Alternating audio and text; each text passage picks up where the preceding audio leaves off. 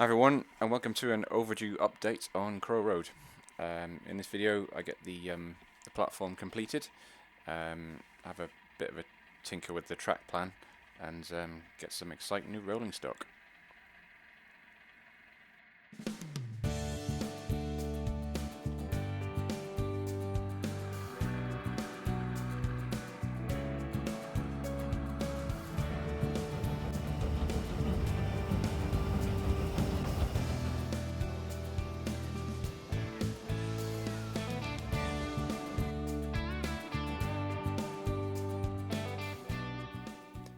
In the last video, you'll have seen I finished the ballasting, and the next thing I decided to do was add the platform surface.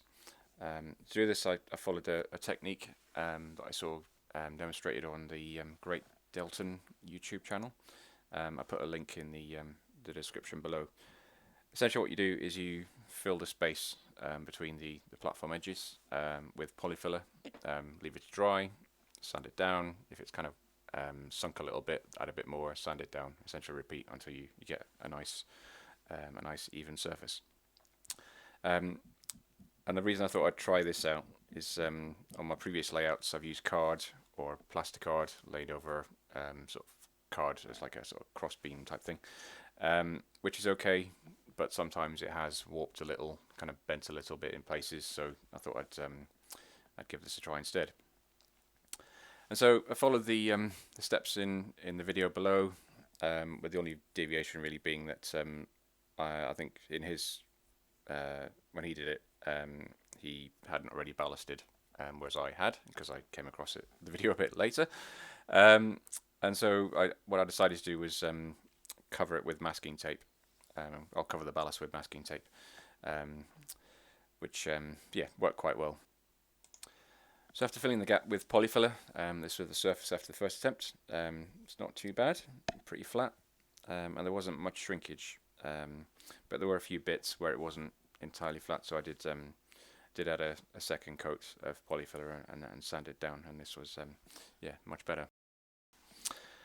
Masking tape worked quite well in capturing most of the polyfiller that fell off the platform, and it was fairly easy to remove from the polyfiller. Just kind of to find the masking tape, just kind of lift it up. Although there was one bit where it missed the masking tape, so I'll need to sort that out either by painting over it or adding a bit of ballast or something. I'm not quite sure.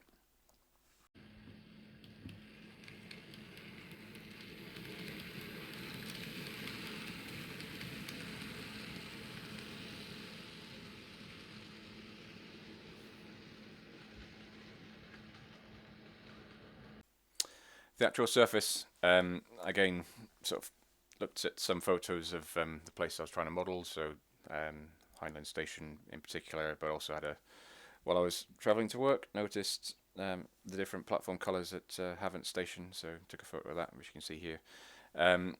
Yeah, the thing to note, though, I noted, was the fact that the tarmac isn't one nice uniform colour. It's a variety of different shades depending on its age, whether it's been modified or not. So I wanted to try and replicate that effect on the layout.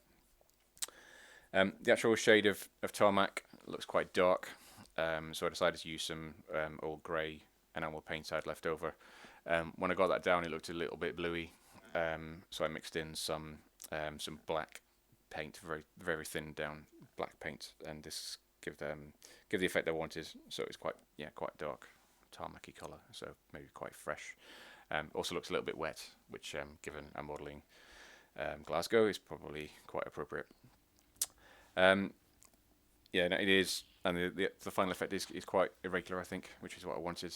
As I said, they're often, unless it's freshly laid tarmac, it doesn't look that nice uniform colour.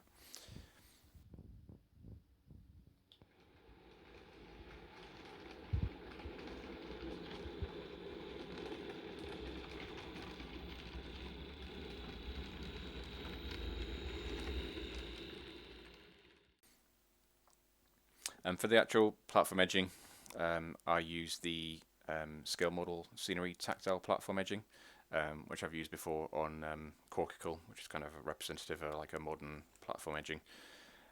This comes in like a unpainted wooden strips, and it's easy.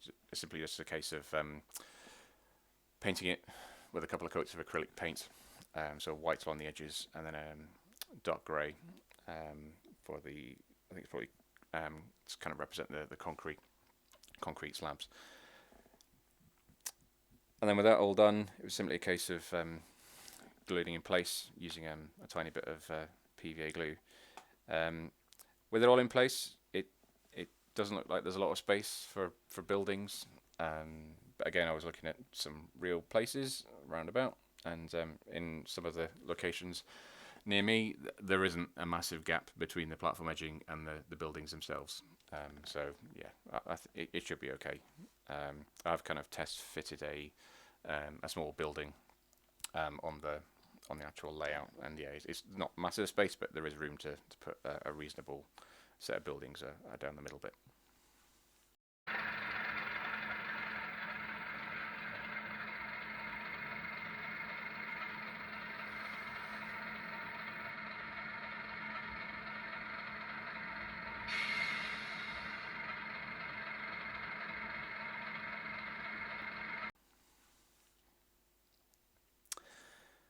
We're also having a think about the siding, and with a mock-up back scene along the back, which I've sort of placed to kind of show what mock up what the back scene is going to look like. So this is going to be a road along the back with some buildings. There's not a lot of room for the sorts of things you'd expect to find in a sort of engineering siding. So things like a small platform, maybe an unloading area, a bit of storage, maybe a small car park. That isn't going to fit in the space I've got available. So having given it a thought for a few weeks, what I've decided to do is change it into a passing loop, similar to the one that exists at Heinland. And to do that, it was fairly easy. I just gently lifted the track a bit, and then used a knife to remove some of the cork underlay and a little bit of the ballast that was there. Cut off some of the sleepers using a track cutter, and then connected it to a short bit of Kato track, like the other two tracks, so that it can then be easily connected to the fiddle yard. Also had to extend the exit from the scenic section, obviously, because now got a bigger gap needed. And with the hole now being quite wide, I might need to add some bracing to the back of it, just because I think it might be a bit fragile, especially when moved around a wee bit. But yeah, having made the change, I'm quite happy with it. What I need to do now is to sort of tidy up the ballast a bit where the track is lifted, and give it a bit of a respray, and also cover up that bit of polyfiller that went rogue.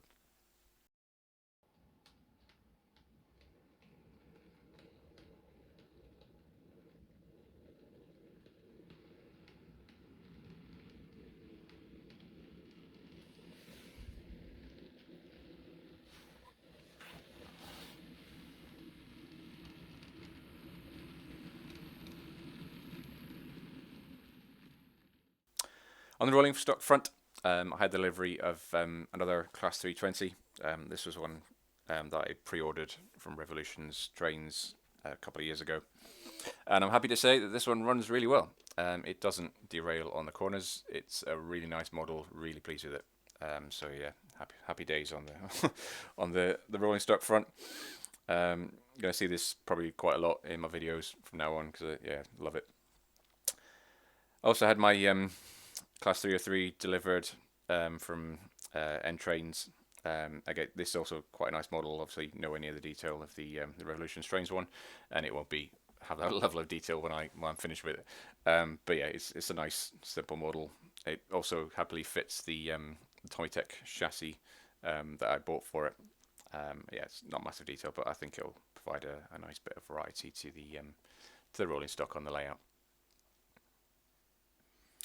And yeah, that's pretty much where I'm up to. So yeah, hope you've enjoyed this latest update. Let me know what you think in the comment section below, and I'll see you all next time.